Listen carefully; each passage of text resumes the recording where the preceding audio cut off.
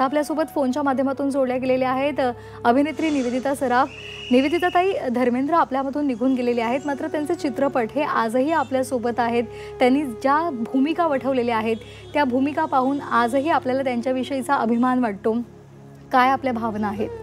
म्हणजे खरं तर मला थोडासा पहिल्यांदा विश्वास ठेवायला कठीण गेलं, कारण मध्ये इतक्या गोष्टी झाल्या ज्या त्यांच्या फॅमिलीसाठी किती वेदनादायक असतील।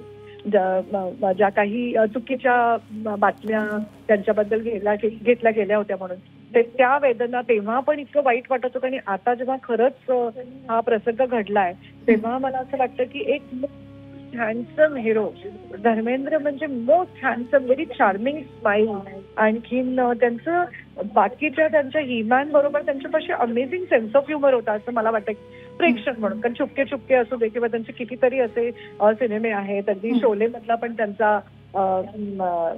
त्यांची भूमिका असू दे।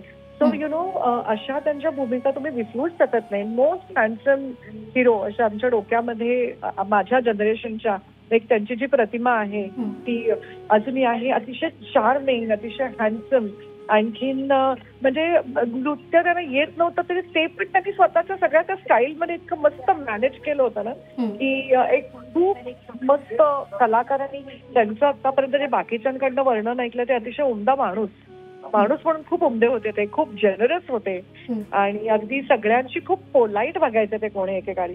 आणि असा मनुष्य आपला तर निघून गेला हे फारच दुःखदायक गोष्ट आहे आणि इट्स डिफिकल्ट टू ऍक्सेप्ट। आणि त्यांच्या फॅमिलीला माझ्याकडून म्हणजे मोठा कंडोलन्स, आणि त्यांना ह्या दुःखद प्रसंगी सगळ्यांना हे मिळो, काय म्हणूया आपण, बळ मिळो, सामर्थ्य मिळो या अशा प्रसंगाला सामोरं जाण्याचा।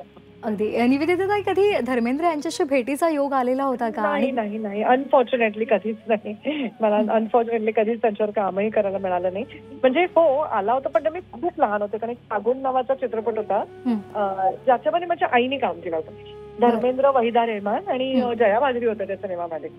राजेंद्र सिंग बेदींचा सिनेमा होता तो, खूप जुना सिनेमा। त्यात माझ्या आईनी वहिदा रेहमानच्या आईचं काम केलं होतं, आणि आईच्या शूटिंगला आम्ही गेलो होतो। त्याच्यामध्ये फागुन आयुरे नावाचं जे गाणं आहे ना, त्या गाण्याच्या शूटिंगला आम्ही गेलो होतो।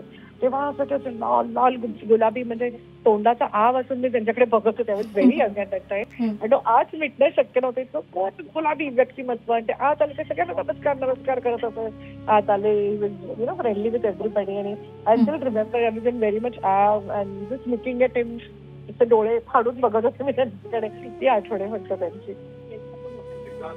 अगदी धन्यवाद आपण या भावना व्यक्त केल्याबद्दल।